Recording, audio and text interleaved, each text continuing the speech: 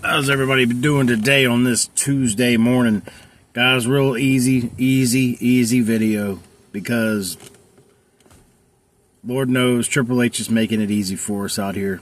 Us YouTube creators, or people, I don't even call myself a creator because I ain't doing nothing. I'm just sitting here talking.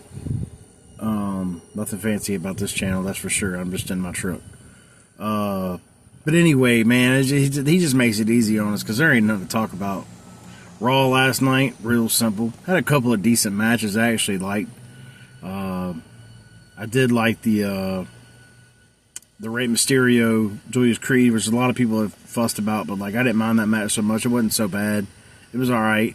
I wish Rey and Chad Gable had more, but you know I can say that about every single match going into Mania. I wish they all had a little bit more. So much more they could have done. So much they left on the table. But anyway, there was a couple of decent segments last night, but it was boring. It was filled with, it was just filler. You know, it was just that it felt like they had to put something out, so they put it out. They drew everything to the end, and the opening segment wasn't bad. I didn't mind the Gunther's promo wasn't too bad last night. The follow-up Jay segment was awful.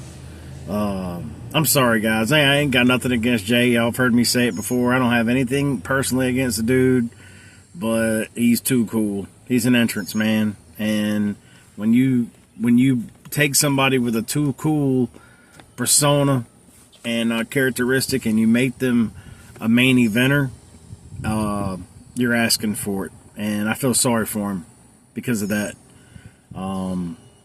He's not. And it's not his fault. They just haven't done anything with him. They don't know how. Triple H doesn't know what he's doing. He has no clue. I have no faith in Triple H. With any of this talent on the roster, I have no faith at all. None. And that's not going to change. And he hasn't done anything to prove me wrong, and he's not going to. He's there for one purpose and one purpose only. You know what I did see a lot of last night? A lot of his voice and a lot of his face. A lot of Hall of Fame video packages set up for him. You know? But he's all about some Triple H, man. He's all over these talk shows. He's all over TV. He's all over everything, man. And man, he is undoubtedly destroying this company. And we're just getting started. That's the sad point. That's the sad part is he's just getting started. But last night, again, there was a couple of decent segments. Nothing too great. Nothing was great. There was a couple of decent segments. The opening, then you had that one match with Julius and Rey. That was okay. There was a couple of botches, but it was all right. Then you had Penta fighting Finn Balor, and that typically would have been a banger match. I was falling asleep.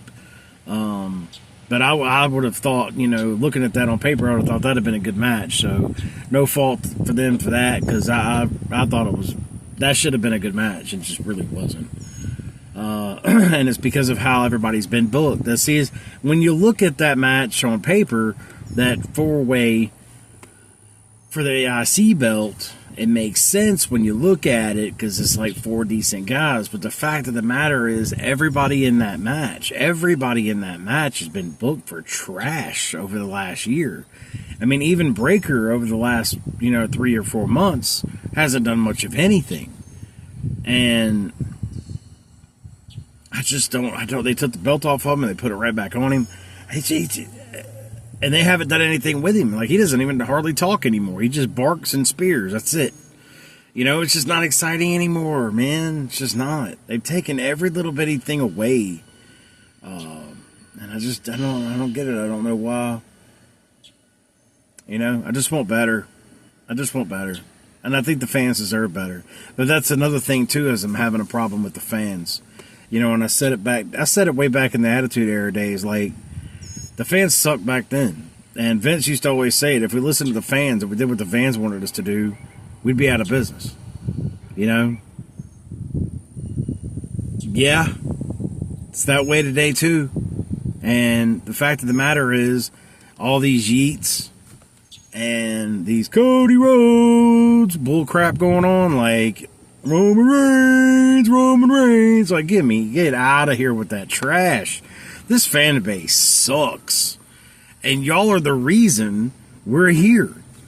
They hear you singing in the crowd. They hear you yeeting, and they just eat that up, and they keep pushing it forward because you dummies are out there doing it. And you know, the thing is like, when you're there, the internet is turning on Jey Uso, slowly but surely.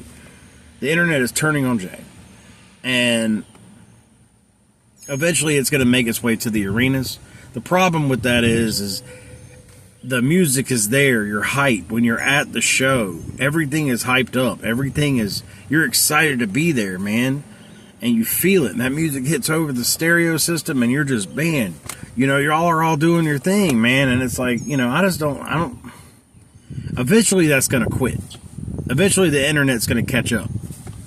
And I feel bad for Jey when it does.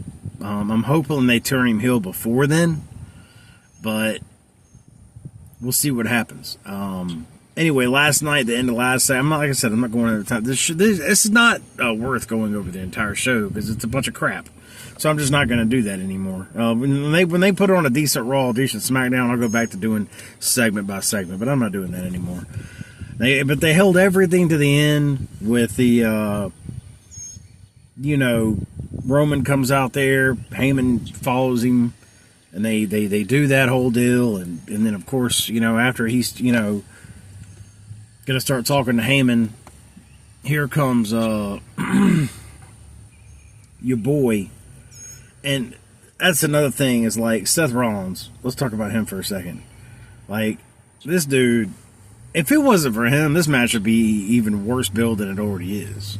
And I'm not going to sit here and give Seth a ton of credit, but he's the only one in this entire feud, this entire build-up for this match, that I hate even using that term, because there hasn't been crap for build-up. But I just feel like he's the only one out of the three who's done anything. Now, CM Punk has. Roman just hasn't been there. So he's done nothing. And that's another part. That's another problem with this build-up is, you know, there was no Roman. If you have more Roman, you have a better match. You have a better story. More Roman, better story. Period. Nobody's going to argue with me on that. Nobody. Because you know I'm right. Period. More Roman, better story. We've had no Roman. We've had minimal CM Punk. And the little CM Punk that we've gotten has kind of gotten on my nerves. And I'm kind of off the CM Punk fan list. Right? And I don't see me coming back either, honestly. I think this was kind of the final straw with CM Punk with me. He's just annoying now. And it's driving me crazy. I think I'm officially off the CM Punk bandwagon. I mean, he could get me back, but I seriously doubt it. This has kind of shown me a lot. But anyway, back to this. Like, he comes out and he does that, and Roman comes out and Seth Rollins. Seth Rollins started speaking some truth to Roman. And, you know, I start feeling things here. See, I start getting emotionally invested in this conversation between him and Roman last night, and I'm in it, and I'm feeling it, and I'm like, okay, he's getting somewhere. And then, of course, Roman does what he does, and we are where we are, and he ends up clocking Seth and pushing Heyman, which I was totally good with, was totally ready for that. That was awesome. Thought that was a great part.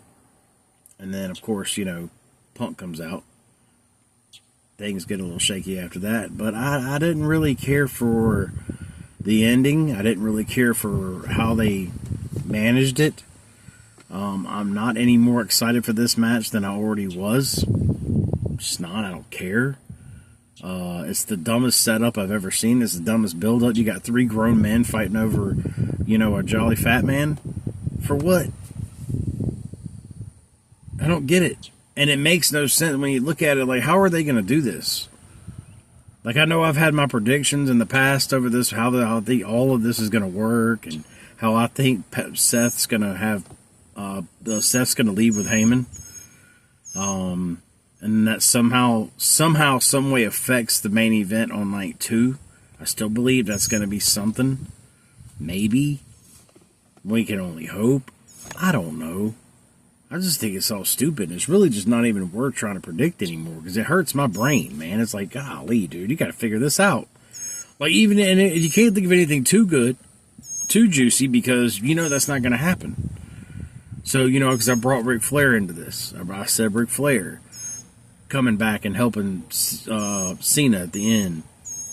Could that happen? Yeah. Will it? Probably not. You know, there's been rumors that Stone Cold's going to show up. You know, I don't know what's going to happen. And I really like to predict these things. I really like to talk about up and coming WrestleMania and how excited things are and my predictions for what's going to happen. But every time I think of something really good, every time I think of something really that really could possibly happen, I start thinking really hard about it. And I'm like, man, they're not going to do that. So now it even kind of makes it a little bit more like, well, what are they going to do? And I hate to say it, but I don't know if they're going to do anything. I think they've cashed in. I think they're all ready for post-Mania. And will they have something? You know, Michael Cole said it last night. At one point, he said something about the biggest Monday Night Raw of the year is coming up. And it's the next Monday. It's the Monday after Mania. That is traditionally the biggest Raw of the year. So will they have something set up? Does something happen at Mania to get us there? Because as of this point, we don't. And the way things have been going, I don't know. And if it's just as much as Cena winning, and then Cena showing up with the title on Monday, okay. That's not good enough for me. I'm going to need more than that. I'm going to need more. You're not giving me anything. So, you know, I mean, that's where we are. I didn't want to spend too much time today. I just wanted to get over this. I'm ready for Mania to be over. This is going to be the longest week of my life. And waiting for Mania to get here so it's over. We have the NFL draft coming up.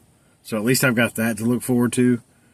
But this has been just been a nightmare, and I'm ready. This has been nightmare season, and funny, that's Cody's name, American Nightmare. Yeah, and it certainly has been a nightmare. This WrestleMania season has been one huge nightmare. See y'all in the next one. Bye.